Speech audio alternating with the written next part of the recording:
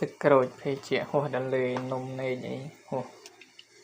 មួយខែហោះ2 3ថ្ងៃយើងអត់ទុកទេអាណាហោះត្រឹមតែមួយអាទិត្យតែមួយថ្ងៃឡើងហ្នឹងគឺយើងត្រូវតែបកចោលនេះទុកចោលអស់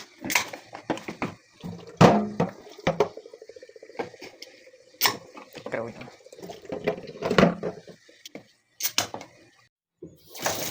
ចាក់អស់ហើយយើងដល់វគ្គលាងកំប៉ុង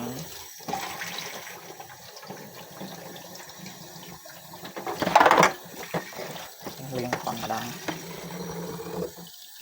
ឡុកលាងវាហើយយើងយកទៅដាក់នៅក្នុងសម្បាំងចោលនៅតាមថ្ងៃគេទៅចោលនេះទុកក្នុងផ្ទះយើងចឹងដល់ថ្ងៃទុកទៅដល់ថ្ងៃដល់សម្បាំង